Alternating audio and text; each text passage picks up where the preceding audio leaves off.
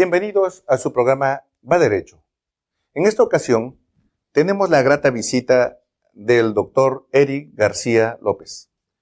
El doctor y maestro es abogado, egresado de nuestra Universidad Autónoma Benito Juárez de Oaxaca, y doctorado en neurociencias por la Universidad Complutense de Madrid, además postdoctorado en evolución y cognición humana.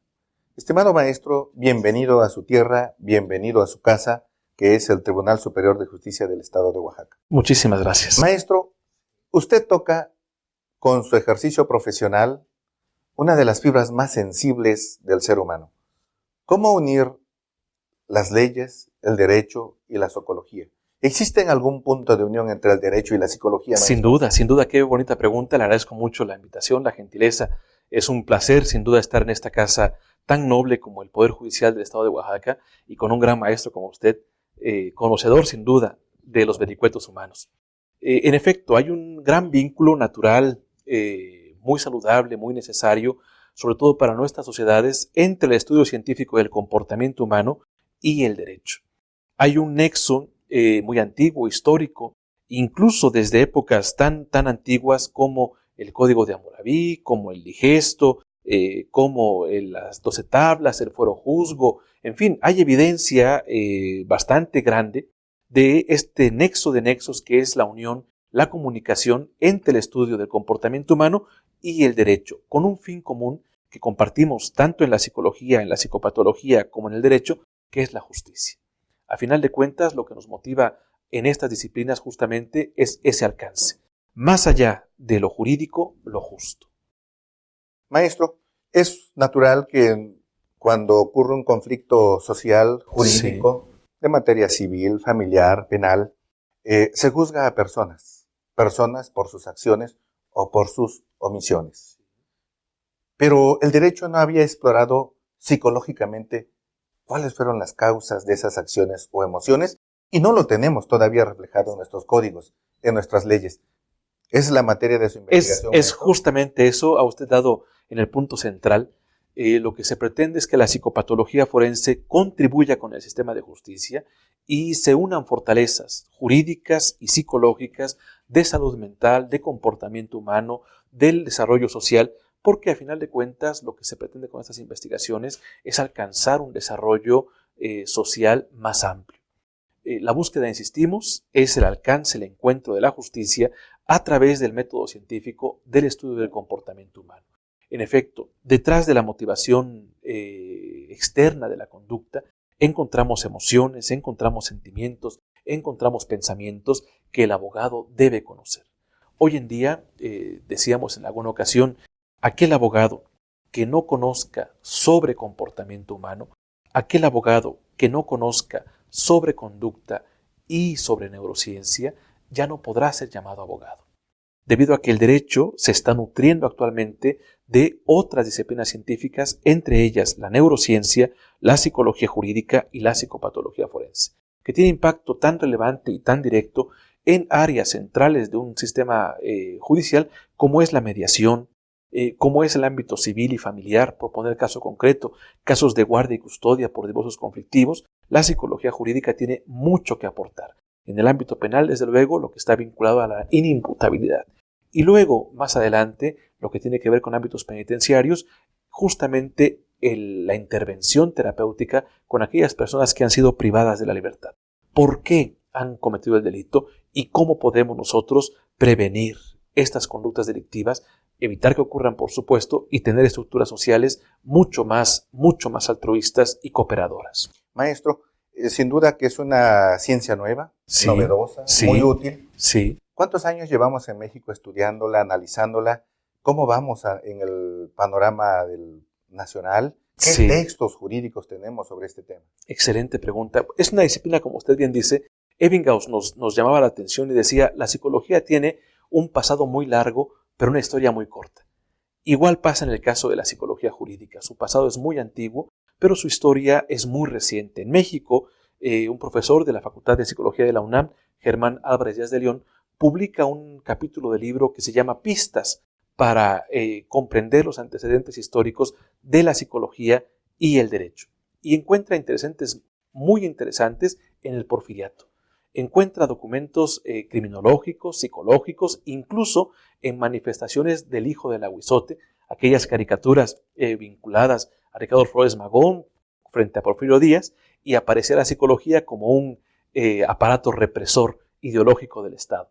De manera más reciente, los primeros textos que se han encontrado y las primeras actuaciones se deben, por ejemplo, al Instituto de Investigaciones Jurídicas de la UNAM y a la Facultad de Psicología de la misma Universidad Nacional Autónoma.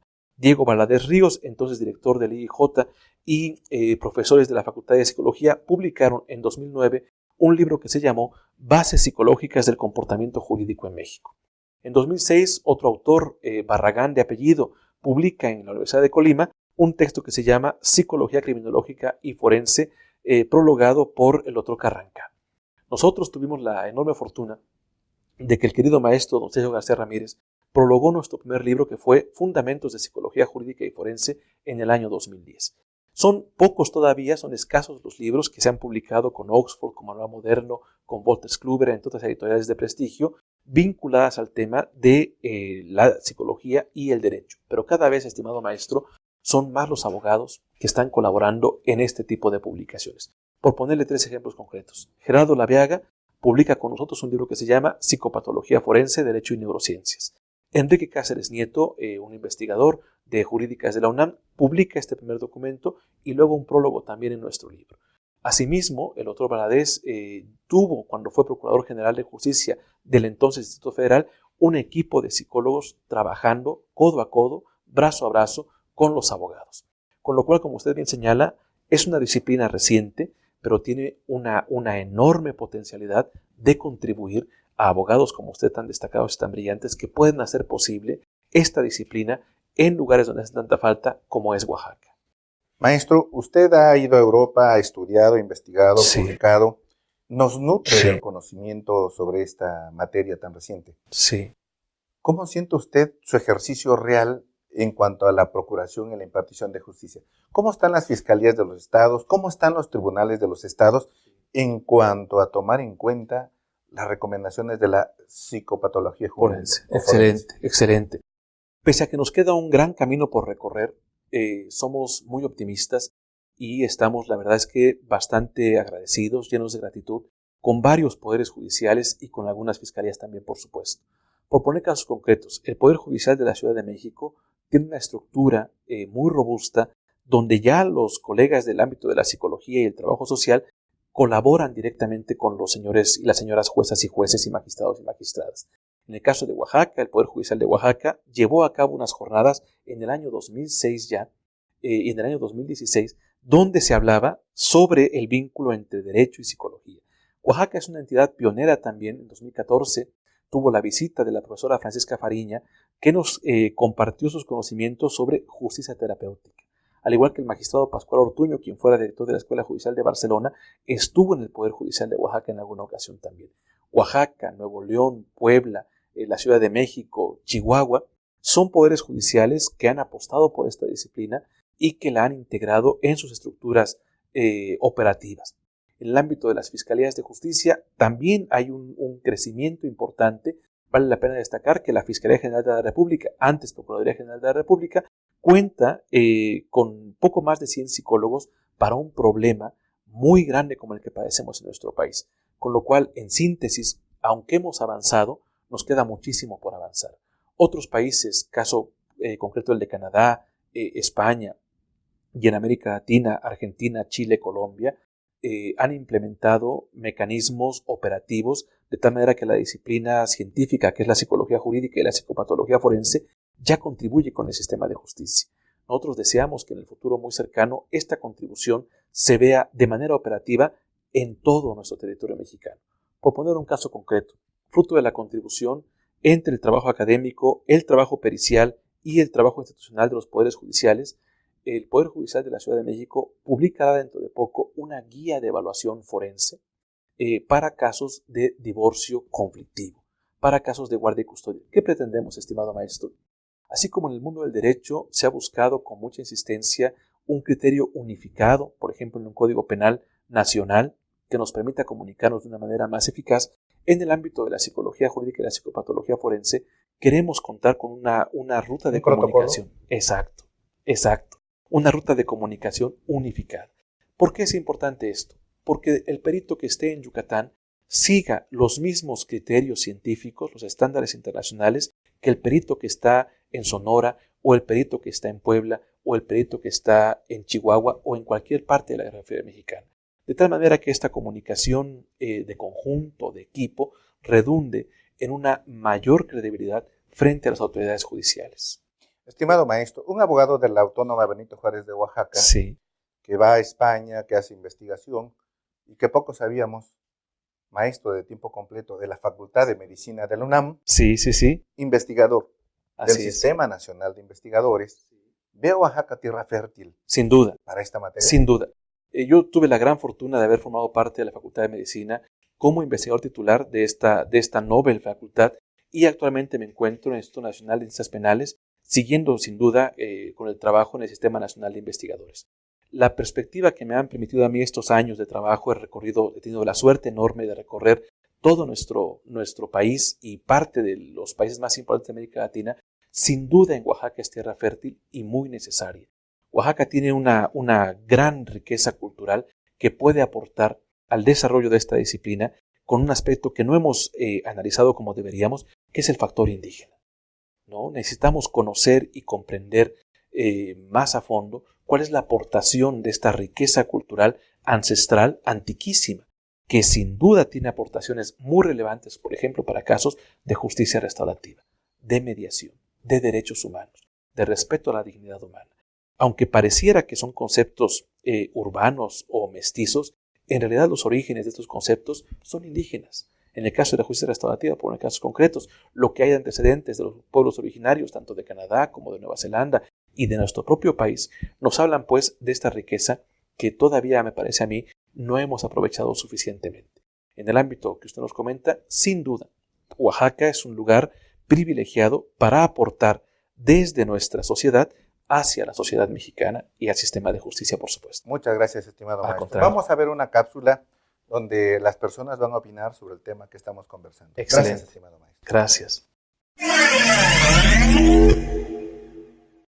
Pues es muy importante, porque eso debería tener o estar legislado, porque considero que un individuo o un ser humano pues está enfermo mentalmente al estar cometiendo actos fuera de la legalidad. Pues sería muy bueno y muy importante. Yo comento que sí es necesario tomar en cuenta los antecedentes de la persona para poder calificar, puesto que a veces la propia persona no sabe ni cómo actuar, ni cómo actuó, ni por qué actuó, y pues eso se debe a que ni la misma persona sabe, psicológicamente hablando, lo que le pasa. Entonces hay que tomar en consideración ese dato. Sí, se debe ver el perfil psicológico de esta persona, pero de las responsabilidades y las consecuencias, ¿quién nos aleja de ellas? Todos cometemos errores, y si se puede determinar ante un psiquiatra que la persona estaba mal y que sea todo legal, está bien que el juez lo tenga en cuenta. Eso es algo muy apropiado y muy correcto, dado que pues nunca se sabe si la persona ha estado en cierto momento un poco desequilibrada de sus facultades mentales y comete algo sin desearlo, más bien sin proponérselo, sino que fue en un momento que le asaltó ese desajuste emocional o mental que tuvo la persona. Bueno, hasta ahorita creo que es uno de los aspectos que se han considerado, y yo creo que pues es válido. Yo creo que es importante, no solo por la condena, que de todas maneras el homicidio es homicidio siempre, pero es importante porque hay personas que están mal, entonces lo debe tomar en cuenta. Sí es importante, creo yo, ver todos los factores, ¿no? O sea, el entorno y la cuestión mental, claro, mediante evaluar estudios, ver antecedentes médicos, ver algún profesionista que lo haya tratado, o si ha estado también en algún centro de rehabilitación mental, ¿no? O sea, debe hacerlo cualquier un juez o un ministerio público inclusive, ¿no? Al momento de recibirlo también ver el comportamiento, las reacciones. Sin duda que los ciudadanos están muy interesados en este tema que estamos conversando. Y bueno, vamos a aprovechar su presencia, estimado maestro. Gracias. Después de estos antecedentes que usted nos ha dado, en casos concretos en el estado de Oaxaca, en la justicia mexicana, ¿cómo pudiera tener una aplicación la psicología jurídica, psicología jurídica en un caso familiar? Excelente pregunta. Mire, los casos familiares, lamentablemente en México, lo que nos muestran las gráficas del INEGI es que el divorcio va a la alza de manera sostenida en los últimos años. Se muestra con claridad cómo el divorcio avanza constantemente. Esto está generando varias dificultades importantes, por ejemplo, lo que respecta a la guardia y custodia de los hijos y a un tema muy debatido, que es el síndrome, decíamos, de alienación parental. Hoy la Organización Mundial de la Salud ha aclarado ya que síndrome como tal no es. Es decir, existe el fenómeno, pero no es un síndrome. La Organización Mundial de la Salud lo identifica, lo describe, lo encuadra dentro de las problemáticas de relación parental y, por supuesto, es importante de cara al ámbito judicial. En materia familiar, los psicólogos forenses que quieran dedicarse a estos temas deben ser capaces de identificar, por encima de todo, el interés superior de la infancia. Garantizar que el padre custodio, la madre custodio, sea la persona que tenga las características más adecuadas para el desarrollo de esos hijos fruto del matrimonio.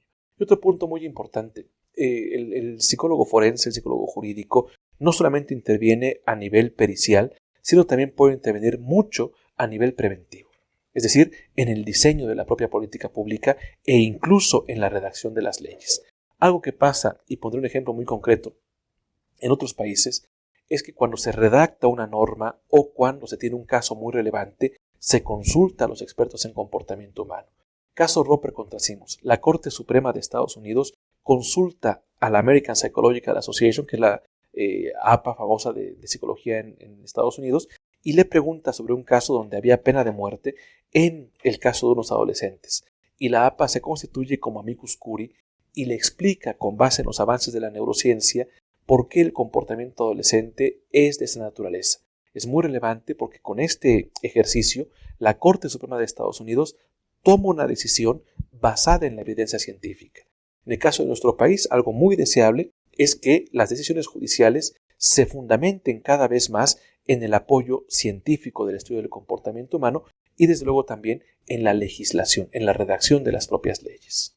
En nuestras leyes civiles, sí, en efecto, en donde hay un matrimonio en disputa por un divorcio, por guarda, custodia, alimentos, ¿considera usted que debería previamente el Poder Judicial del Estado crear centros de mediación, centros de justicia restaurativa, donde se atienda a las personas en el conflicto para que conozcan el fondo de su padecimiento legal y lo puedan encauzar de mejor manera en un espíritu de conciliación, de concordia, de paz, sin de duda. Concordia? Sin duda, una ruta muy interesante que han implementado otros poderes judiciales son los llamados centros de convivencia familiar. Es decir, las siglas son CECOFAM, y estos centros funcionan muy adecuadamente.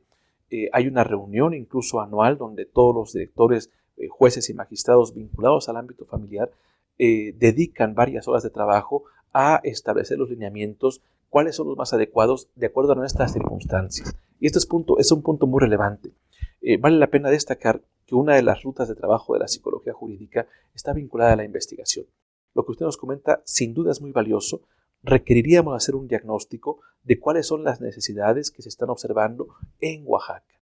¿Qué es lo que la ciudadanía está necesitando de su poder judicial para justamente verse representada y satisfecha?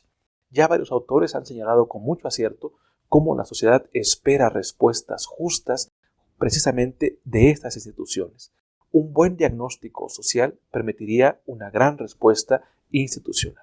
Usted sugiere un diagnóstico de todos los casos de los juzgados en materia familiar. Exacto. Ver cuáles son los casos más frecuentes tratar el tema psicológico, legal, Así es. para poder encauzarlo de forma Más efectiva, más eficaz. En efecto, ustedes hacen un gran trabajo y sin embargo estamos ante un gran problema y esto requiere mayores esfuerzos. Todavía la dimensión que hoy observamos en nuestro país es grave en el sentido del impacto que tiene la violencia en general en el comportamiento humano. Vivimos una época atroz en cuanto al número de homicidios, más de 31,000 el año pasado, por ejemplo. Esto impacta sin duda en el comportamiento humano individual. Están haciendo un notable trabajo en el Poder Judicial, estimado maestro. Celebro sin duda la labor de la Escuela Judicial al interesarse y al promover el análisis de estas problemáticas para plantear soluciones. Tienen ustedes una enorme tarea, pero sin duda también una gran estructura de compromiso humano y profesional. Lo que usted señala es una magnífica idea. Podríamos llevar a cabo un trabajo de investigación donde identificáramos mediante técnicas estadísticas estas variables que mejor explican el comportamiento y la mejor respuesta a esta sociedad, la nuestra. Maestro, en materia penal, ¿cómo podríamos aplicar este tema? Es una de las rutas más conocidas, la penal, está vinculada a temas de inimputabilidad. ¿Por qué una persona lleva a cabo una determinada conducta en un contexto específico? Esta es una respuesta que hay que darle a sus señorías, es una respuesta que hay que darle a la sociedad. Vale la pena destacar que las personas con algún trastorno, alguna anomalía mental, no son quienes más cometen delitos. De hecho, estadísticamente hablando a nivel mundial, las personas con un padecimiento, una alteración, un sufrimiento mental, son menos que las personas sin padecimiento que cometen delitos. Sin embargo, lo que suele ocurrir es que estos padecimientos son más llamativos de cara a la sociedad. Hay que intervenir sin duda en cuestiones de prevención, en cuestiones de intervención. En el ámbito penal, reiteramos, para la explicación y la aplicación de sus señorías de cuestiones como la atenuante o la eximente de la responsabilidad. Finalmente, estimado maestro, el estado de Oaxaca, que tiene tantos grupos originarios, un pluriculturalismo muy general, reconocido. Recientemente se ha iniciado su estudio sobre el mismo. Esos conocimientos de tantos siglos de nuestros grupos originarios vienen a nutrir, a empatar con la psicología legal, con la psicología forense. Sin duda alguna. Jesús Vaca Cortés, en el libro publicado en Oxford en 2010, ya señalaba la importancia de recuperar estos conocimientos y nutrir la psicología jurídica. Un error que hemos cometido en varias disciplinas es que pretendemos importar conocimientos y adaptarlos a nuestra realidad. Lo que pretendemos nosotros en materia de psicología jurídica y psicopatología forense no es importar, sino producir desde nuestra realidad. No podemos pensar que lo que funciona en Alemania debe funcionar indispensablemente en Oaxaca. Debemos más bien crear, con base en la investigación propia, cuáles son las estructuras que realmente responden a las necesidades locales. No puede ser, pensamos, es una hipótesis, que funcione la misma estrategia implementada en un país desarrollado en lugares como por ejemplo la costa, la sierra, el istmo de Oaxaca, con características muy particulares. Sin duda, para poder responder a esto requerimos investigación científica, requerimos expertos, expertas dedicadas al análisis de estos datos. Con lo cual hay que aprovechar esta oportunidad que nos brinda la riqueza cultural enorme de Oaxaca y fortalecer el estudio del posgrado. Oaxaca tiene uno de las pocas maestrías en materia de psicología jurídica y forense. La creamos, estimado maestro, cuando éramos parte de la Universidad Autónoma de Oaxaca en la Dirección de Investigación y Posgrado. Diseñamos el plan de estudios y es uno de los pocos programas de maestría que hay en México, en una universidad pública además, dedicados a estos estudios. Maestro, usted nació en Oaxaca. Así es. Se ha vuelto universal. Muchas gracias. Tiene una invitación permanente para venir, le agradezco mucho, investigar, estudiar, proponer, escribir desde su tierra. Muchas gracias, estimado maestro. Se despide de ustedes Pedro Celestino Guzmán Rodríguez en el programa Va Derecho. Muchas gracias por habernos acompañado el día de hoy y nos veremos próximamente.